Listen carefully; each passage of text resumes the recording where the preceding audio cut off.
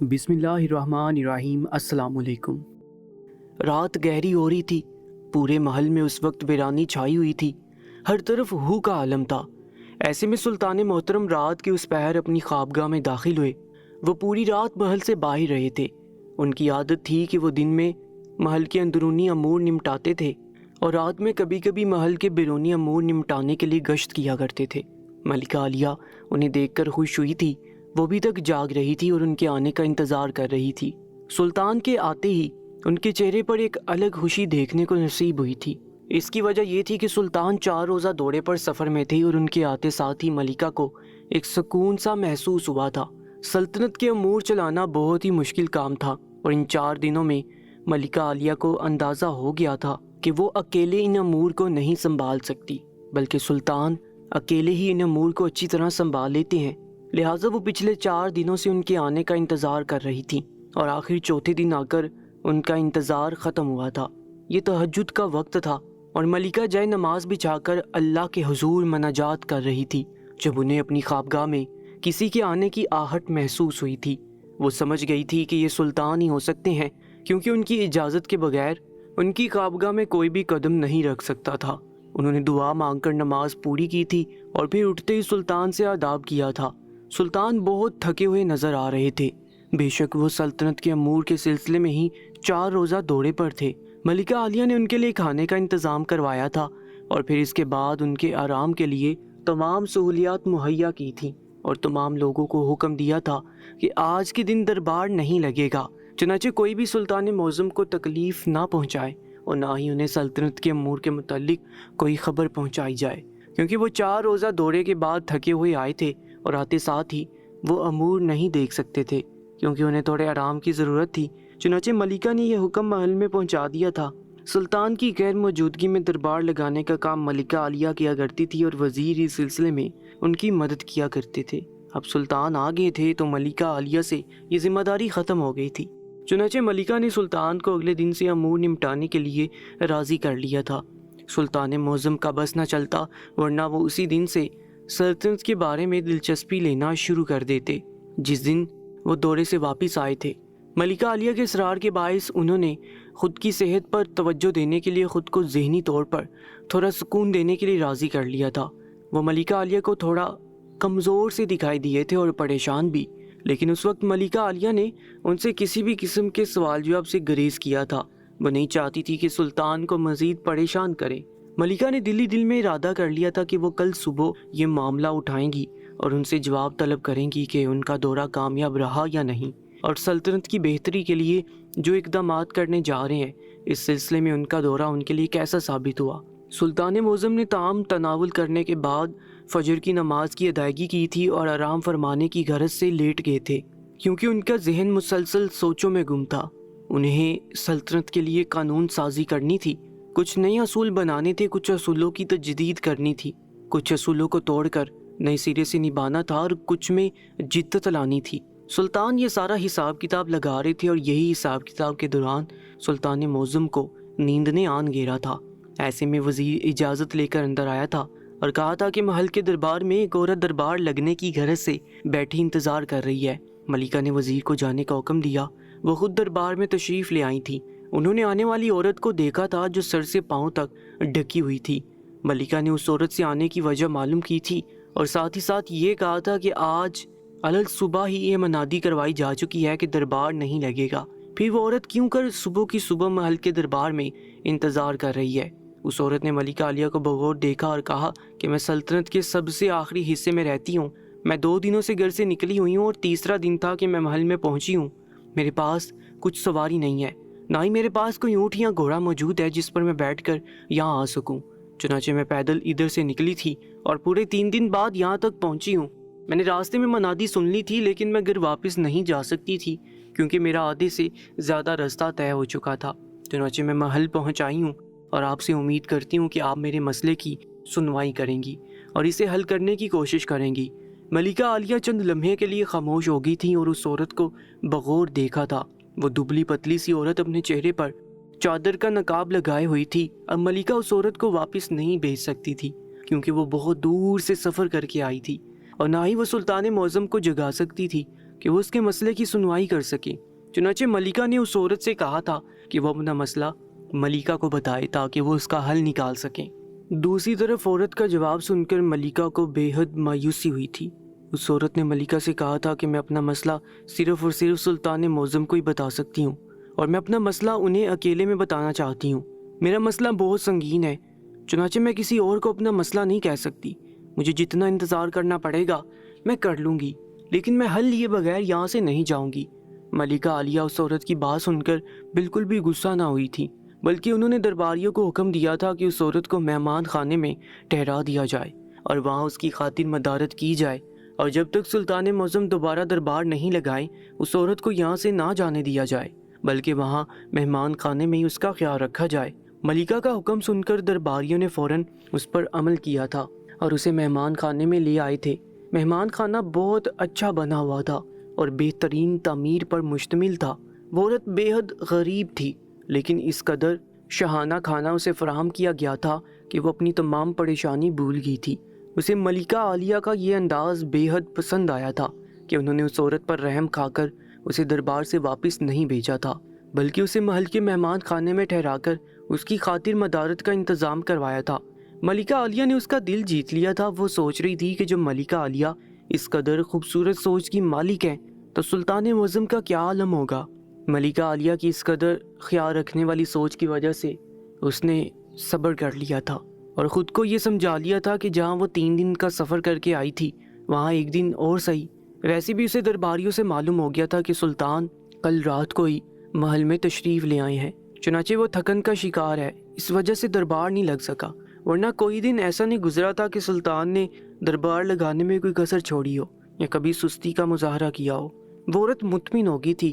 وہ تمام شکایات جو دربار لگنے سے پہلے اس کے ذہن میں پیدا ہوئی تھی ملکہ عالیہ کے رویے سے، اس کے دل سے ساری شکایات نکل گئی تھیں۔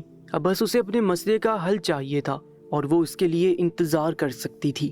سلطان نے سفر سے آنے کے دوسرے دن ہی سلطنت کے امور سنبھال لیے تھے اور درباریوں کو حکم دیا تھا کہ محل میں دربار لگایا جائے۔ تمام فریادیوں کو اندر بٹھانے کا حکم دیا گیا تھا۔ سلطان کا حکم بجا لایا گیا تھا اور تمام فریادیوں کو اپنی اپنی باری کے انتظار کا کہہ کر سلطان کو اطلاع کر دی گئی تھی۔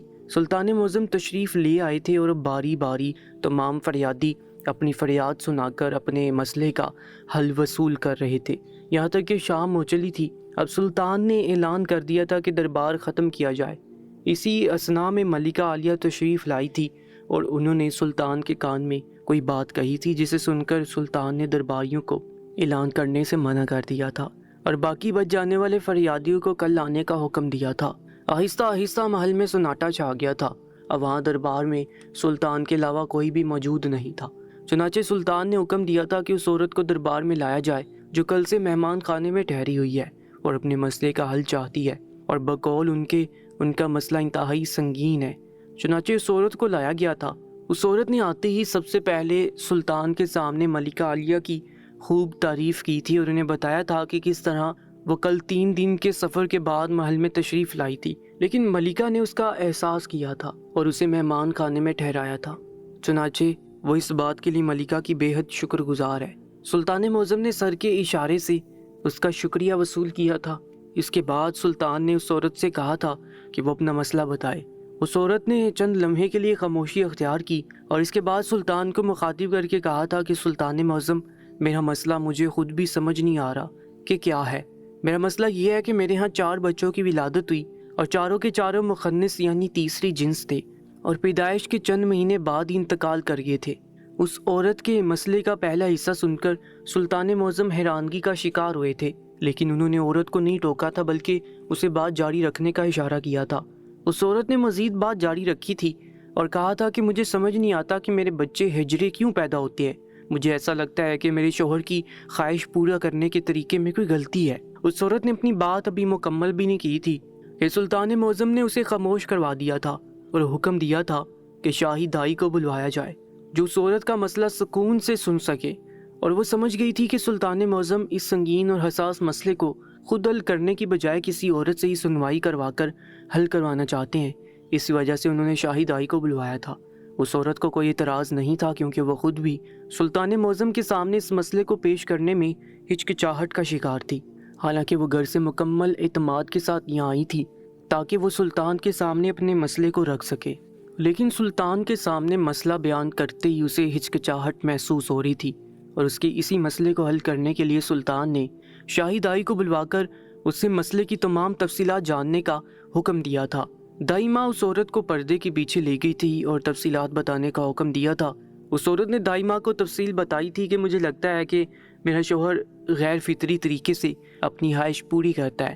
مجھے لگتا ہے کہ شاید یہی وجہ ہے کہ میرے ہاں مخنث پیدا ہوتا ہے، کیونکہ کبھی کبھی مجھے شک بھی ہوتا ہے کہ کوئی اور وجہ بھی ہو سکتی ہے جو مجھے سمجھ نہیں آ رہی ہو۔ دائی چند لمحے کے لیے خاموش رہ گئی تھی اور پھر عورت سے ایک سوال کیا تھا جسے سن کر وہ عورت سوچ میں پڑ گئی تھی۔ دائی نے عورت سے کہا تھا کہ کیا اس کا شوہر اس کی کمزوری کی ایام میں اس کے پاس خواہش پوری کرنے کے لیے آتا ہے؟ اس عورت نے سوچ کر نفی میں سر ہلایا تھا اور کہا تھا نہیں، اس کے شوہر نے ایسا کبھی بھی نہیں کیا، بلکہ ایسے وقت میں وہ اس کا بہت خیال رکھتا ہے۔ کہتا ہے کہ مجھے معلوم ہے کہ اس وقت تمہیں بہت تکلیف ہوتی ہے، چنانچہ وہ ایسا کرنے کا سوچ بھی نہیں سکتا۔ دائی نے اسے گھر جانے کا کہہ دیا تھا اور کہا تھا کہ جلدی تمہارے مسئلے کا حل تلاش کر کے سلطان معظم خود تمہیں سپاہیوں کے ذریعے سے محل میں بلائیں گے، چنانچہ تم لوگ واپس لوٹ جاؤ، تمہارے مسئلے کا حل تلاش کیا جائے گا اور تمہیں جلدی پیغام پہنچا دیا جائے گا۔ وہ عورت مطمئن ہو کر گھر واپس لوٹ گئی تھی۔ اسے معلوم تھا کہ اسے مسئلے کا کوئی نہ کوئی حل ضرور نکالا جائے گا، کیونکہ وہ اولاد پیدا کرنا چاہتی تھی، لیکن جب 4 مخنث اولادیں پیدا کرنے کے بعد اب اس میں ہمت نہیں تھی کہ وہ ایک اور مخنث پیدا کرے اور پھر اسے کھو بھی دے۔ چنانچہ وہ صحت مند اولاد پیدا کرنا چاہتی تھی، لیکن اس سے پہلے وہ اس مسئلے کا حل چاہتی تھی کہ آخر ان دونوں میاں بیوی سے کہاں غلطی ہو رہی تھی۔ اس عورت نے جاتے جاتے سلطان معظم سے یہ عرض کیا تھا کہ میں مسئلے کے حل کے لیے انتظار کروں گی، اور میں چاہتی ہوں کہ میرا یہاں آنا میرے شوہر سے مخفی رکھا جائے، کیونکہ وہ سمجھتے ہیں کہ مخنث اولاد پیدا کرنا اللہ تعالیٰ کی طرف سے ہے اور اس میں میاں بیوی کا کوئی دخل نہیں ہوتا، اور انہوں نے بارہا مجھے اس چیز سے باز رہنے کا کہا ہے کہ میں دربار جا کر سلطان کو اس مسئلے سے آگاہ نہ کروں، بلکہ وہ اس چیز کے سخت خلاف تھے۔ میں ان سے چھپ کر یہاں تک آئی تھی اور وہاں بھی واپس جاؤں گی تو انہیں نہیں بتاؤں گی، بلکہ ان سے چھپاؤں گی کہ میں سلطان سے مسئلہ عرض کر کے آئی ہوں۔ چنانچہ میں چاہتی ہوں میرے اس مسئلے کا حل مخفی طور پر مجھ تک پہنچایا جائے اور میرے شوہر کو نہ بتایا جائے۔ سلطان معظم نے اس سے وعدہ کیا تھا کہ وہ اس کے اس مسئلے کو نہ صرف مخفی رکھیں گے بلکہ اس کے شوہر کو بھی اس بات کا علم نہیں ہونے دیں گے۔ ساتھ ہی ساتھ انہوں نے دائی کو بھی کہہ کر اس بات کی یقین دہانی کروائی تھی کہ وہ اس عورت کا مسئلہ کسی سے بھی بیان نہ کرے اور نہ اس کے شوہر کو علم ہو سکے کہ وہ عورت یہاں دربار میں آئی تھی۔ سلطان معظم کے لیے یہ اپنی طرح کا ایک انوکھا واقعہ تھا۔ ایک عورت یہ انوکھا مسئلہ لے کر اس محل میں داخل ہوئی تھی اور سلطان معظم کے اوپر یہ ذمہ داری عائد ہوگی تھی کہ وہ اس مسئلے کا حل تلاش کرے اور جلد از جلد اس عورت تک پیغام پہنچا دے۔ سلطان معظم سوچ میں پڑ گئے تھے کہ آخر کس طرح معلوم کیا جا سکتا ہے کہ اس عورت کے گھر مخنث کیوں پیدا ہوتے ہیں۔ انہوں نے اگلے دن محل میں شاہی حکیم کو طلب کیا تھا۔ سلطان معظم کیسے اس مسئلے کا حل نکالیں گے وہ کوئی بھی نہیں جانتا تھا۔ یہاں سلطان نے سپاہیوں کو حکم دیا تھا کہ وہ چپکے سے اس عورت کا پیچھا کریں اور اس کے شوہر سے متعلق تمام معلومات حاصل کر لیں۔ سپاہیوں نے حکم کی تعمیل کی تھی۔ اس عورت کے رخصت ہوتے ہی اس کا پیچھا کرنے کی غرض سے روانہ ہو گئے تھے۔ سلطان معظم نے اگلے دن سپاہیوں کو طلب کیا تھا اور ان سے پوچھا تھا کہ انہوں نے اس عورت کے شوہر کے متعلق کیا معلومات اکٹھی کی تھی۔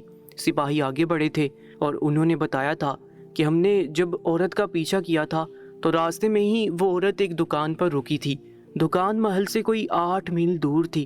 اس دکان کے قریب آتے ہی اس عورت نے وہاں موجود مرد کو مخاطب کر کے کہا تھا کہ گھر کے لیے فلاں فلاں سامان کی ضرورت ہے، تم لے کر آ جانا، جس سے اندازہ لگا لیا تھا کہ وہ عورت اس کی بیوی ہے اور وہ آدمی اس کا شوہر ہے، یعنی اس کا شوہر سلطنت کے بیچوں بیچ مشہور قالین کی دکان کے مالک کے پاس ملازم کے طور پر کام کرتا ہے۔ وہ صبح سے لے کر شام تک وہیں موجود ہوتا ہے اور شام ڈلتی وہ گھر کی طرف روانہ ہو جاتا ہے۔ اس کی آمدنی یہی کوئی 6 دینار ہے، اس میں سے وہ بڑی مشکل سے گزر بسر کرتے ہیں۔ ان کی اب تک کوئی اولاد نہیں ہے اور لوگوں سے سننے میں آیا ہے کہ ان کی 4 اولادیں پیدا ہو کر بہت ہی جلد اس دنیا سے رخصت ہو گئی تھی۔ ان کی عمریں 4 مہینے سے بھی کم تھی۔ اب سلطان مطمئن ہو گئے تھے کہ اس عورت نے جو کچھ بھی بتایا تھا وہ سچ تھا۔ انہوں نے سپاہیوں سے تمام معلومات لینے کے بعد انہیں جانے کا حکم دے دیا تھا اور پھر دائی کو بلایا تھا تاکہ اس سے مزید تفصیلات جان سکیں۔ دائی سلطان کے کہنے پر حاضر ہوئی تھی اور اس نے سلطان کو بتایا تھا کہ جو کچھ ضروری سوال اسے اس عورت سے پوچھنے تھے اس نے اس سے پوچھ لیے تھے، جس کا جواب اسے نفی میں ملا تھا۔ اس جواب کے بعد اس بات کا امکان ختم ہو جاتا ہے کہ ان کی خواہش پوری کرنے کے عمل میں کوئی کمی یا غلطی ہے، بلکہ ایسی کوئی بات نہیں ہے۔ اس عورت کے مطابق اس کا شوہر غیر فطری طریقے سے اپنی خواہش مکمل کرتا ہے، لیکن جب میں نے اس سے سوال کیے تو مجھے اس حد تک معلوم ہو گیا کہ ایسا کچھ بھی نہیں ہے اور وہ محض اس عورت کا وہم ہے۔ سلطان موسم کے لیے مسئلہ اور بھی زیادہ پیچیدہ ہوتا جا رہا تھا اور وہ سوچ رہے تھے کہ آخر کیسے اس مسئلے کو حل کیا جا سکے۔ ان کے ذہن میں خیال گزرا تھا، انہوں نے اس پر عمل کرنے کی ٹھان لی تھی۔ وہ سب سے پہلے شاہی امام کے گھر میں بیس بدل کر تشریف لائے تھے۔ وہ امام صاحب سلطنت کے امام صاحب مقرر کیے گئے تھے، جب جب ان کی ضرورت پڑتی تب تب انہیں طلب کر لیا جاتا۔ سلطان معظم ان کے گھر تشریف لے گئے تھے اور انہوں نے ان کے سامنے وہ تمام سوالات رکھ دیے تھے جو ان کے ذہن میں کل سے اس عورت کا مسئلہ سننے کے بعد گھوم رہے تھے۔ انہوں نے سب سے پہلے امام صاحب سے سوال کیا تھا کہ مخنث ہجرہ کیا ہوتا ہے اور اس کی پیدائش کیسے وجود میں آتی ہے۔ امام صاحب نہیں جانتے تھے کہ بیس بدل کر یہ سلطان معظم ہی موجود ہیں، چنانچہ انہوں نے غصہ کیا تھا کہ وہ کیسے سوالات لے کر ان کے پاس آیا ہے۔ سلطان معظم نے نوجوان کا بیس دھارا ہوا تھا، چنانچہ امام صاحب نے انہیں ڈبٹ لگا دی تھی کہ کس طرح کی بےہودہ سوالات لے کر ان کے پاس آ گیا ہے، جس پر سلطان معظم نے انہیں کہا تھا کہ دین کے حوالے سے اس بات کا علم حاصل کرنے کے بارے میں کوئی رکاوٹ نہیں ہوتی ہے اور نہ ہی کوئی شرم و حیا ہوتی ہے۔ میں یہ معلومات کے لیے پوچھ رہا ہوں، نہ کہ وقت گزاری کے لیے پوچھ رہا ہوں۔ چنانچہ مجھے دین کی روشنی میں بتائیے کہ ان کی پیدائش کس طرح وجود میں آتی ہے۔ امام صاحب سمجھ گئے تھے کہ وہ نوجوان سنجیدہ ہے، چنانچہ انہوں نے اسے بتایا تھا کہ مخنث کی پیدائش کوئی الگ جنس نہیں ہے، بلکہ یہ مرد اور عورت کی جنس میں پیدا ہونے والی خرابی کا نام ہے، جس کا نتیجہ مخنث کی پیدائش کے طور پر سامنے آتا ہے۔ مخنث شخص نامکمل مرد بن سکتا ہے اور نامکمل عورت ہوتا ہے، یعنی رحم میں پرورش پانے والے بچے کی خرابی ہونے کی وجہ سے اس کا وجود عمل میں آتا ہے۔ جیسے لڑکا پیدا ہونا تھا لیکن اس کے خلیے میں اچانک ہی کوئی تبدیلی ہوئی اور وہ مکمل لڑکا نہ بن سکا، اس میں خرابی پیدا ہوگی، تو ایسی اولاد کو اب لڑکا نہیں کہا جائے گا بلکہ مخنث خجرہ یا خاجسرہ کہا جائے گا۔ مخنث کی پیدائش میں مکمل عمل دخل باپ کا ہوتا ہے، عورت کا کوئی عمل دخل نہیں ہوتا۔ سلطان معظم کو معلومات تو مل گئی تھی، لیکن ایک حدیث کی روح سے اگر میاں بیوی کے درمیان بیوی کی کمزوری کے ایام میں تعلق بن جائے تو ایسے نقائص پیدا ہوتے ہیں۔ اس لیے حدیث کی روح سے حیض کے دنوں میں عورت سے دور رہنے کا حکم دیا گیا ہے۔ ایک اور حدیث کے مطابق مخنث جنات کی اولاد میں سے ہیں، لیکن اس کی سند سے متعلق علم اللہ ہی کو ہے۔ امام صاحب کے جوابات سن کر سلطان معظم سوچ میں پڑ گئے تھے اور ان کا شکریہ ادا کر کے واپس آ گئے تھے۔ امام صاحب سے ملاقات نے ان کو کافی معلومات پہنچائی تھی، لیکن اب بھی ایسا لگ رہا تھا کہ کوئی کڑی الجھی ہوئی ہے جسے سلجھانا باقی ہے۔ سلطان معظم سمجھ گئے تھے اب انہیں کیا کرنا ہے۔ رات کا پچھلا پہر تھا، اندھیرا چھایا ہوا تھا، سلطنت کی گلیاں کافی حد تک ویران تھیں، موسم سخت گرم تھا، شاید اسی لیے سب لوگ اپنے اپنے گھروں میں دبک کر بیٹھ گئے تھے۔ ایسے میں سلطان اپنے فرض سے غافل نہیں تھے، بلکہ انہیں اس عورت کے مسئلے کی اتنی فکر تھی جتنا کہ سلطنت کے کسی اہم مسئلے سے متعلق ہوتی ہے، اور یہی ایک اچھی سلطان کی نشانی تھی کہ ان کے لیے سب برابر تھے، چاہے وہ مسئلہ سلطنت سے متعلق ہو یا پھر کسی عام رعایا میں سے کسی شخص کا، سب یکساں اہمیت رکھتے تھے۔ سلطان بیس بدل چکے تھے اور اب ان کی منزل اس عورت کا گھر تھا۔ وہ گھوڑے پر سوار خرامہ خرامہ اپنی منزل کی جانب بڑھ رہے تھے۔ کئی میل کے بعد اس عورت کا گھر آ گیا تھا۔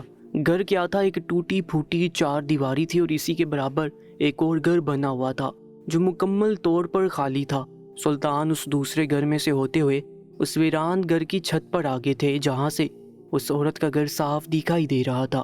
گھر کی زب و حالی مکینوں کی حالت زار بتا رہی تھی۔ رات کے اس پہر بھی وہ عورت جاگ رہی تھی۔ وہاں دسترخوان بچھا ہوا تھا جس پر رکھا کھانا کب کا ٹھنڈا ہو چکا تھا، جو اس بات کی نشاندہی کر رہا تھا کہ ان دونوں میاں بیوی کے درمیان کوئی بحث ہوئی ہے، جس کی وجہ سے کھانا ایسے ہی رکھا ہوا تھا اور کسی نے اسے چکھا تک نہیں تھا۔ وہ عورت ایک طرف منہ کیے بیٹھی ہوئی تھی اور مرد دوسری طرف چہرہ کیے ہوئے تھا۔ اب سلطان کو پکا یقین ہو گیا تھا کہ ان دونوں کے درمیان کسی بات پر سخت بحث ہوئی ہے۔ کافی دیر خاموشی کی نظر ہو گئے تھے اور سلطان مایوس ہو کر واپس جانے کا سوچ رہے تھے کہ اس عورت کی روتی ہوئی آواز آئی تھی، امتیاز تمہیں کسی چیز کا دکھ ہی نہیں ہے، چاہے بیوی مرے یا جیے، इम्तियाज़ अब भी खामोश रहा था, कुछ भी ना बोला था। अब तुझे मेरी बात भी ज़हर लगती है, मेरी बात भी सुनना नहीं चाहता। वो औरत उस मर्द को बोलने पर उकसा रही थी। हर कोई मुझसे औलाद का पूछता है, अब मैं उन्हें क्या जवाब दूं कि औलाद तो हुई लेकिन अधूरी। लेकिन तू भी तो कोशिश नहीं करता, तुझे तो जैसे मुझ में दिलचस्पी ही नहीं है। शादी के शुरू दिन से ही मुझे ये शक था कि कहीं तेरी शादी ज़बरदस्ती तो नहीं करवाई गई, लेकिन अब तो मुझे यकीन हो गया है कि वाकई ये ज़बरदस्ती की शादी है।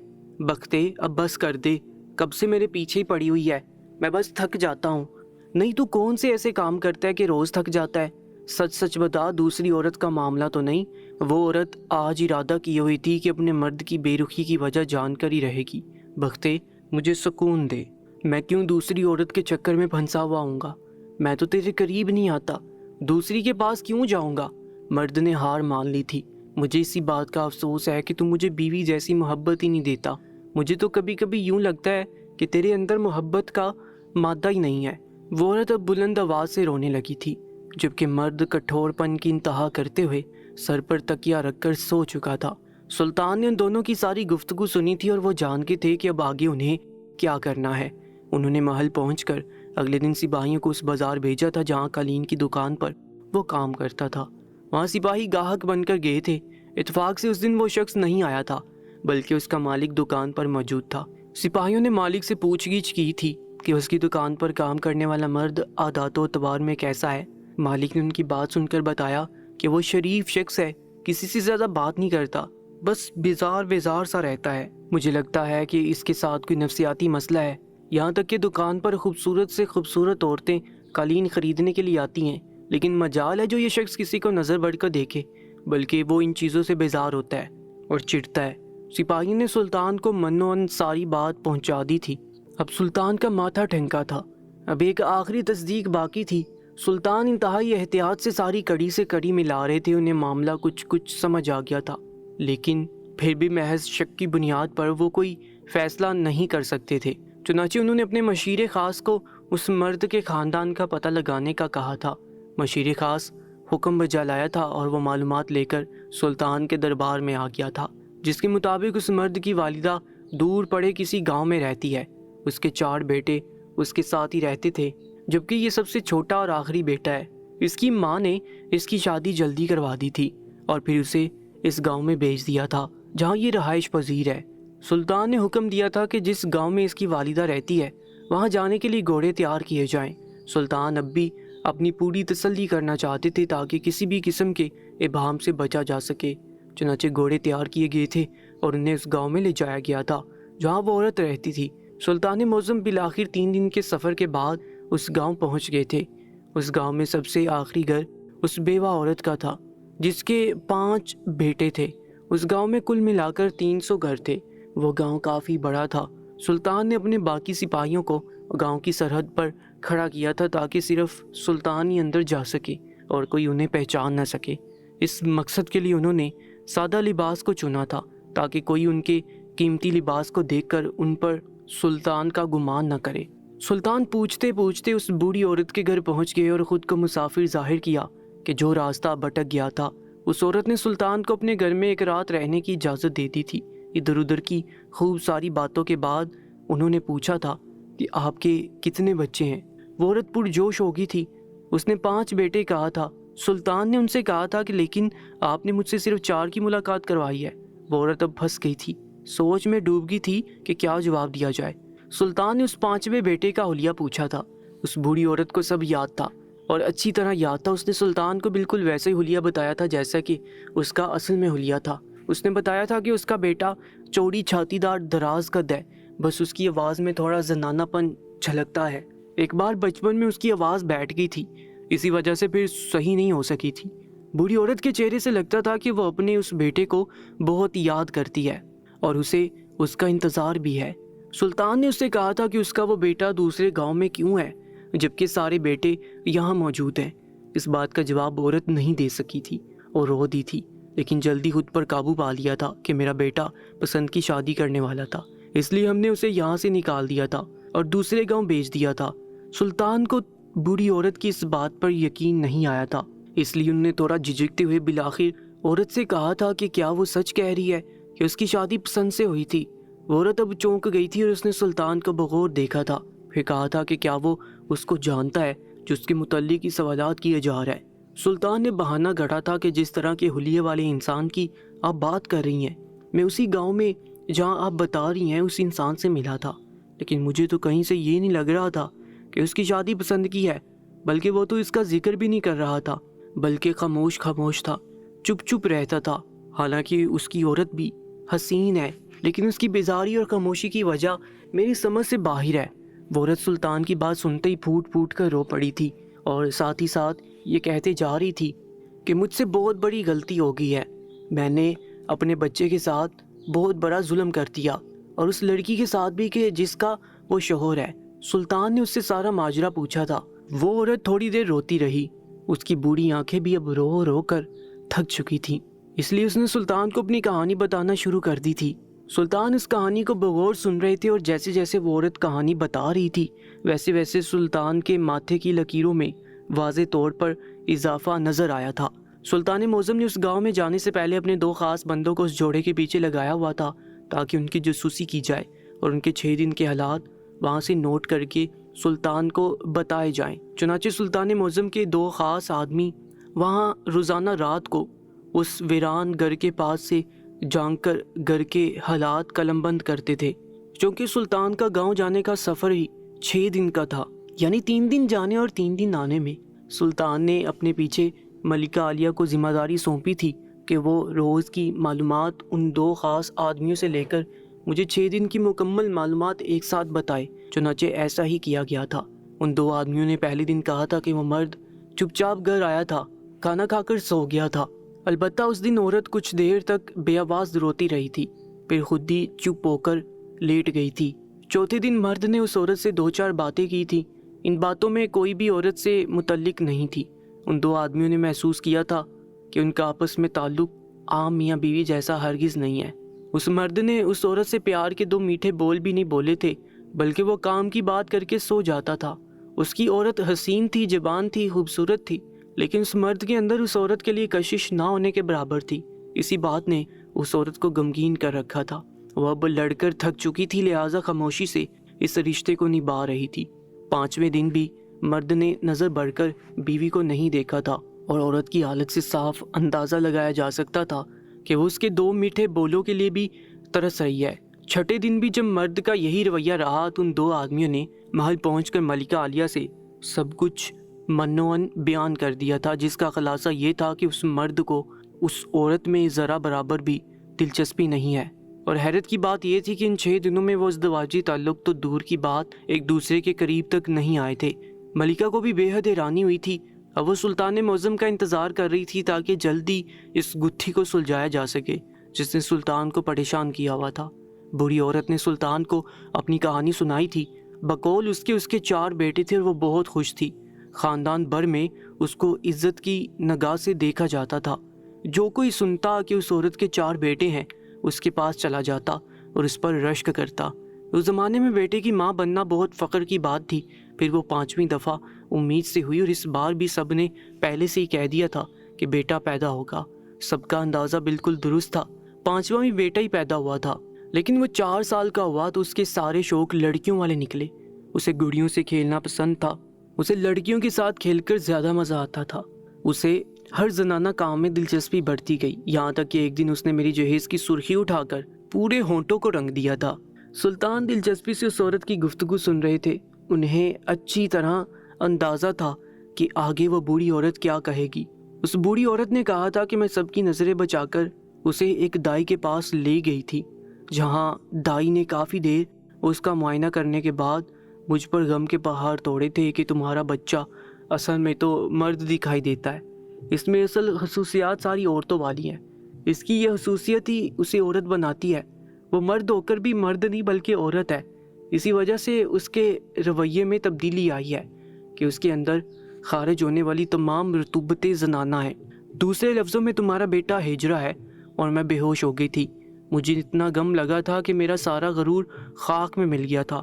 میں سمجھ ہی نہیں سکی تھی کہ میرے ساتھ یہ کیا ہو گیا ہے۔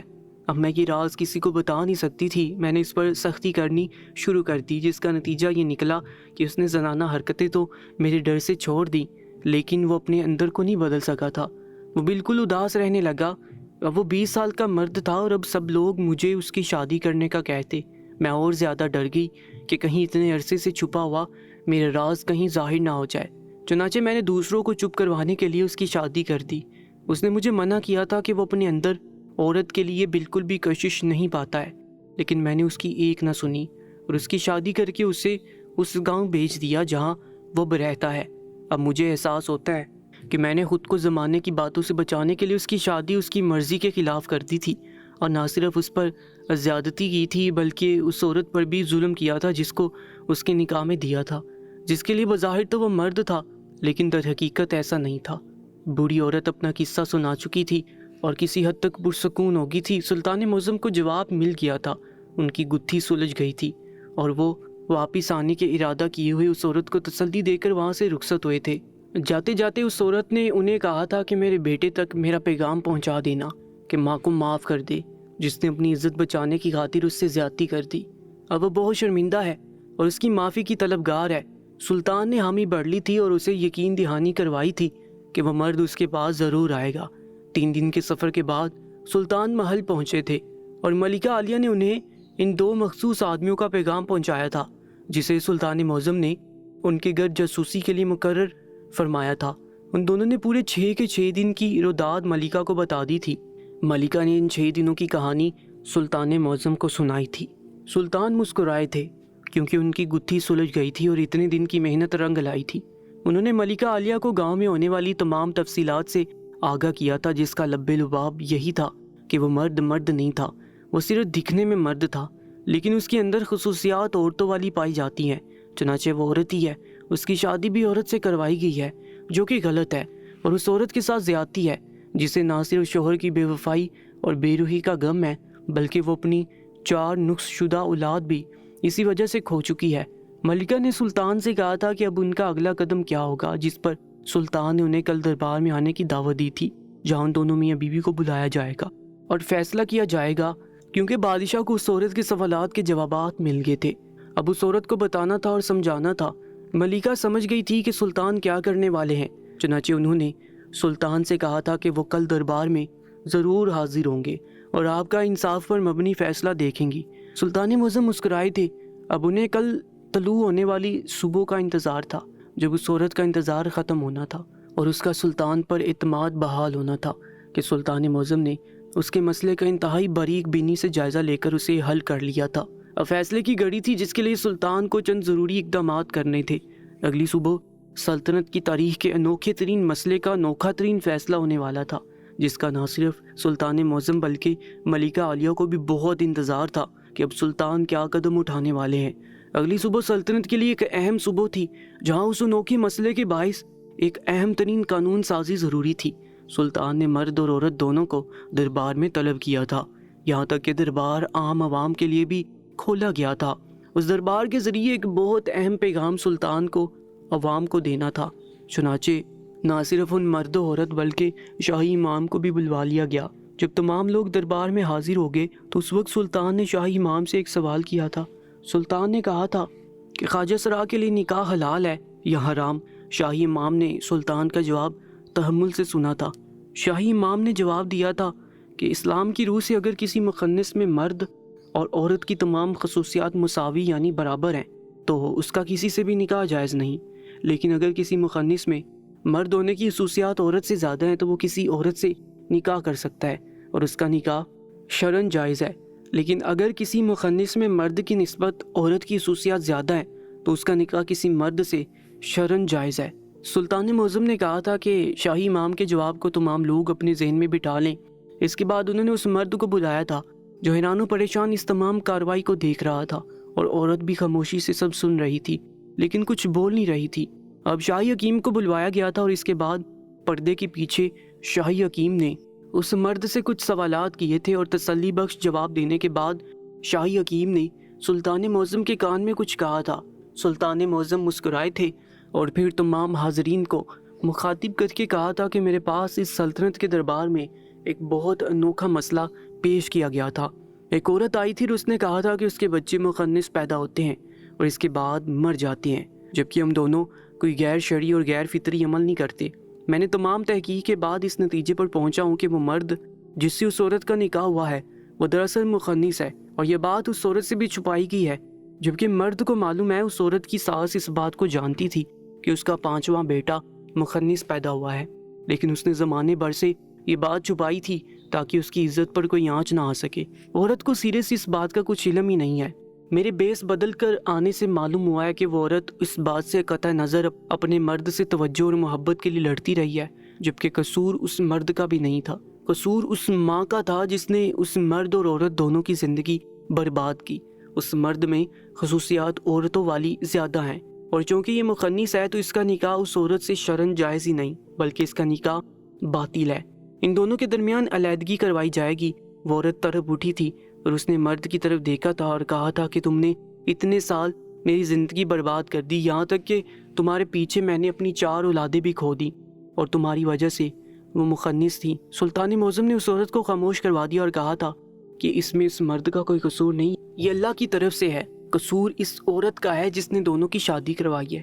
یہ شادی شروع سے ہی باطل ہے کیونکہ یہ دونوں عورتیں ہی سمجھی جائیں گی، اور وہ مرد نہیں بلکہ عورت ہے، چنانچہ اس کی شادی ایک مرد سے کرائی جائے گی اور اس عورت کی شادی ایک دوسرے مرد سے کروا دی جائے گی، اور یہ سلطان معظم کا حکم ہے جس سے کوئی بھی روگردانی نہیں کر سکتا۔ وہ مرد نظریں جھکائے شرمندہ سا نظر آ رہا تھا۔ سلطان معظم نے اسے تمام لوگوں کے سامنے بلایا تھا اور کہا تھا کہ مخنث پیدا ہونا بالکل ایسے ہی ہے جیسے کوئی اندھا، بہرا، گونگا پیدا ہوتا ہے، چونکہ یہ آسمانی عیب ہے اور یہ جنسی عیب ہے، چنانچہ اس کو عیب ہی سمجھا جائے اور ان سے متعلق تمام افواہیں غلط ہیں۔ یہ اللہ کی طرف سے عیب ہے جو انسانوں میں پیدا ہو جاتا ہے، جس کی وجہ سے وہ مخنث شمار ہوتے ہیں۔